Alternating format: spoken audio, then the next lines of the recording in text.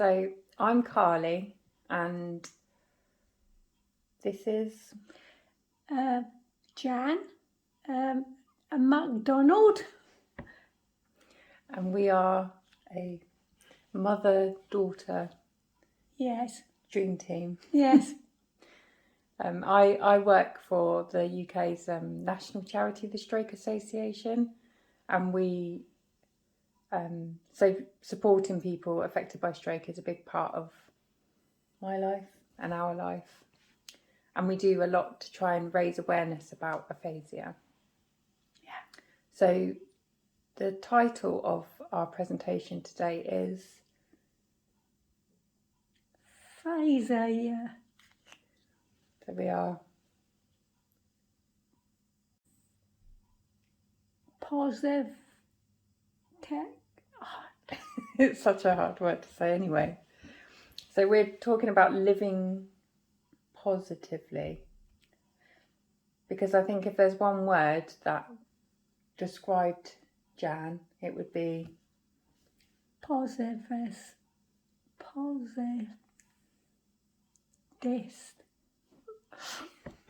positive.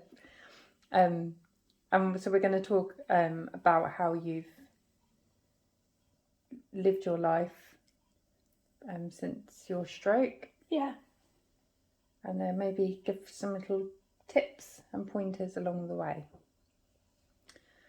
So when was your stroke? Oh, a long time.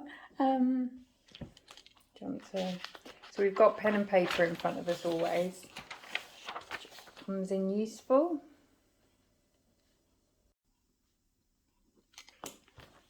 So we've got Jan's written down 2005 on the 5th of July, and she was aged 46. And whereabouts did you have your stroke? Because you weren't in the UK, were you? Mexico. Yeah. Yeah. A holiday that didn't go to plan. Yeah. No. So after a long time, we had to be flown back to the UK, and then you spent how many months in? Yeah, 7 months in hospital. Yeah. And how was your communication straight after your stroke? I evil Sharon, yeah, Weeks,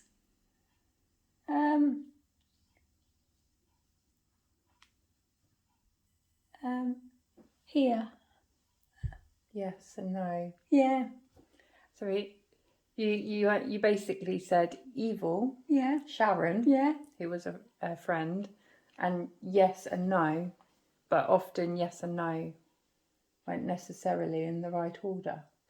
So it was a challenging time, wasn't it? yeah, And how did you feel then?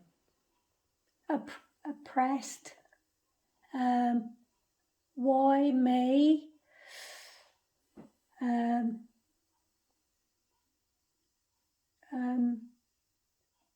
job, a driving instructor,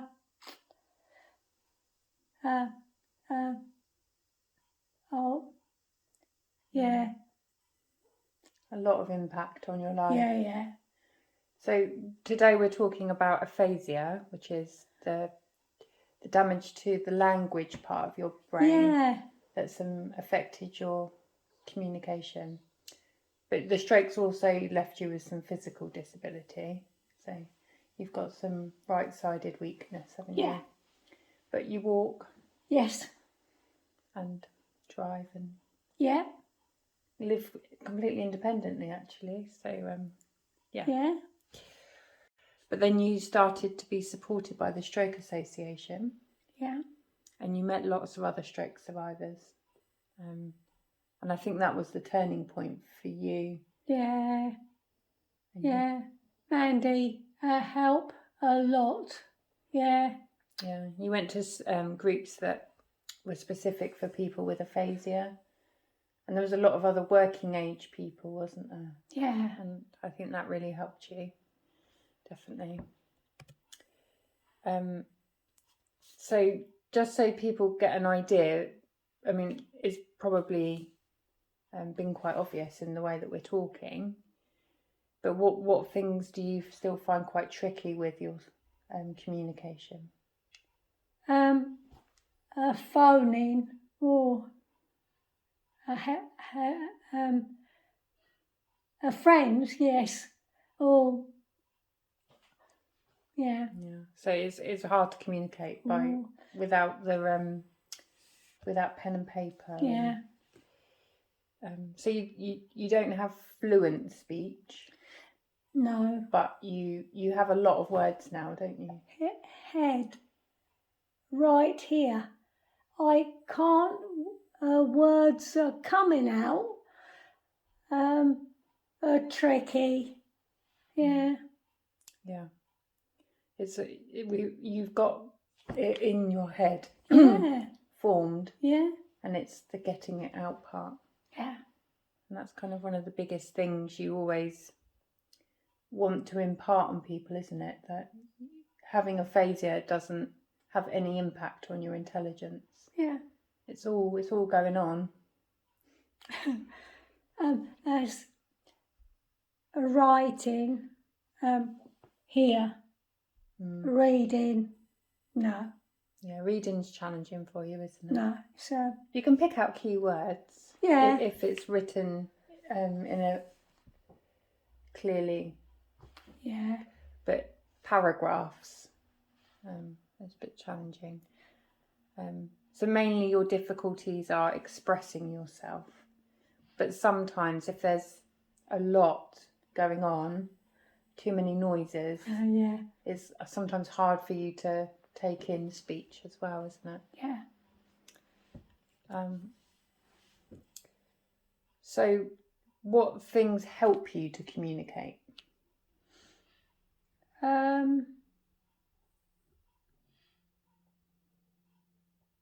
Don't know.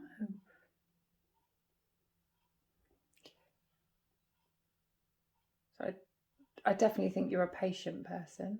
Yeah. I working, a patient, a driver instructor, a patient.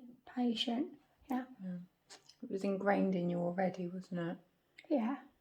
And if you meet new people, you tend to let them know you've had a stroke.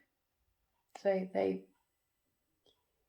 I've seen you say, you tap your head and you say stroke. But I think also you're very good at not caring what people think. Because I think that's something that you've really built on. Yeah. Over the years. Because initially I would say you were quite embarrassed to initiate conversations or to speak to people. Yeah. And now if someone thinks you're silly, stuff them. That's what you say. Next. Yeah. And I think writing is important. Hard. It's hard, but you write down the key things. Yeah. So if you're struggling to say numbers specifically, numbers when written down aren't 100% accurate. But Yes. it's if you have to say the number, you quite often say the wrong number. So we always double check our times and digits and Text messages. yeah. So if we make a plan, we then say, okay, I'll see you at 3:00, and then message it afterwards. Yes. So we're not just relying on a phone conversation, because we've come a cropper, haven't we, in the past, where we've got different times in our heads. you're very good at using emojis Yeah. and GIFs and pictures, and the automated responses on Facebook as well. It's really nice to see you commenting on your friends and Yeah. family's pictures. So Yeah. you can, and you've got a talking text program on your laptop, haven't you? So if you get an email, Yeah. or you want to read a post on Facebook, Dad showed me. yeah. Yeah. So your my dad, your husband, Yeah. loaded it up for you. Yeah. And that really helps, doesn't it? Yeah. Because although you struggle to read a lot of text, if you hear it, then you can understand it. Stand it. Yes. So the key areas where you live positively, because we try to think about it and break it down into what are the main reasons as to how you've been able to be so positive and live so well now. Yes. And we were also very clever, I'd like to think, of fitting it into spellaphasia. Yeah. There's one that's a bit dodgy, but we'll just ignore that. So acceptance, and, Yes. and we've talked about this a lot. So, I mean, do you want to talk about that?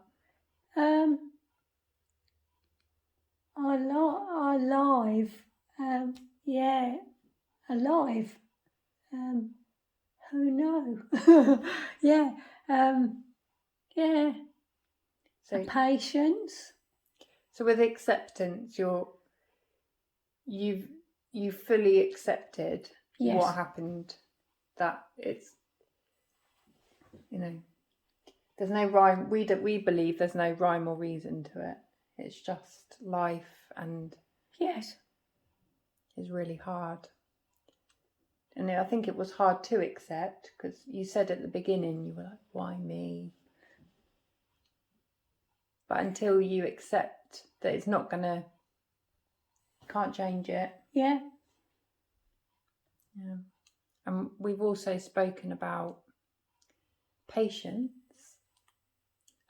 as well. And I do think that's a big factor, because you're very patient, but you need other people around you to be patient. Yeah.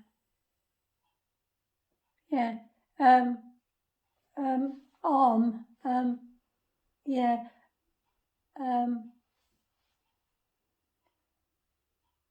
Help others. Wheelchair. Long way. Yeah. So when are you talking about this physically? Yeah. You've still got hammered. Wheelchair. Far away. You can't walk a long distance. No. But I think because everything after your stroke takes longer and is a bit harder to do, isn't it? Yeah. So you factor that into your life in every aspect. So you just leave more time for everything. And I think you do that with your speech as well. Yeah. Because you are pretty amazing, because I can't imagine having aphasia. I don't think anyone can until it happens to you. Yeah. But then how do you not get really like, I stepped it. Yeah. Yeah, it's all right. All right. But I think you have become a really skilled communicator. Because we've done it, haven't we? Where we've actually just written the words that you say, and if you write it out, and gave it to somebody, they possibly wouldn't understand what you're saying. But because you use gesture, you use your facial expressions, you write things down. I mean, you're such an expressive person. You can always tell. Yeah. You can't hide your feelings. You can't hide being grumpy at something.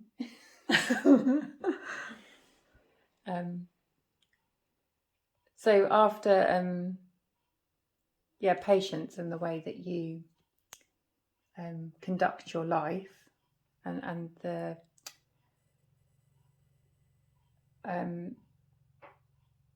different strategies that you use to communicate, I think really, really help you, don't they? And then also, so the H is helping others. Yes. And that's after you were initially helped, you've really given back, haven't you? Yeah. So what sort of things do you do?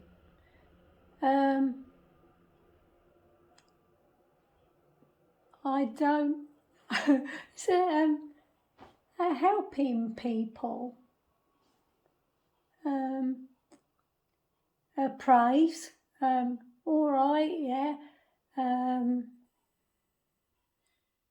I can't. Yeah. You're very. So what?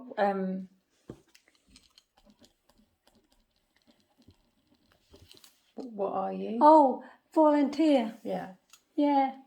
And so you help at. I mean, COVID's obviously had an impact in the last year, but it's going to start up again. Your group. Yes. Quite soon, isn't it? Yeah. And you're very good at supporting other people. Yeah. You're like the groupie. No. The groupie of stroke group. You welcome everyone, don't you? Yeah. And you introduce everyone to what's going to happen, and you're very good at seeing if somebody is being left out of a conversation, or if someone's not feeling very happy. You go and seek them out. Yeah. You've got like a beacon. I don't know what we'd call that. I know. I don't know. I'll think of a good word for that. And then kind of leading on from that, this is the one that's a bit dodgy because it's a part of strokes of support networks. So that's kind of all part of your volunteering, isn't it? Yeah. But a big group of a big section of your life in your support network is people who've had strokes. Yeah. Or their carers. So that's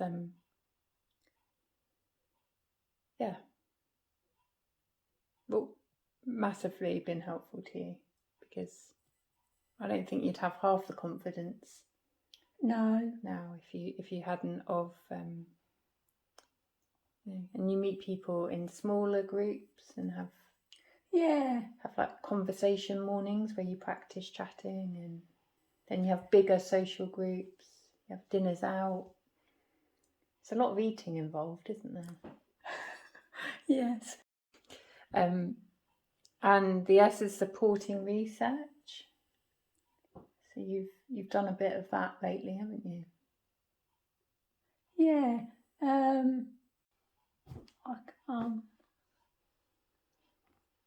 So in the last couple of years, you've been involved in a couple of research studies, haven't you? Yeah.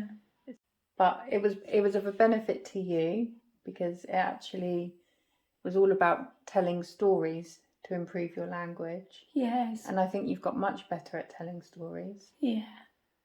And then it also, if that therapy then goes on to help other stroke survivors or people with aphasia, that's going to be brilliant, isn't it? Yeah. The I is influencing. We like to raise awareness. If you can use your story to make a difference. Yeah. It gives you a real purpose, doesn't it? And the other A is always laughing. I laugh a lot. Yes. Yeah. Yeah. We just wanted you to know that Jan is living a Normal, not a life.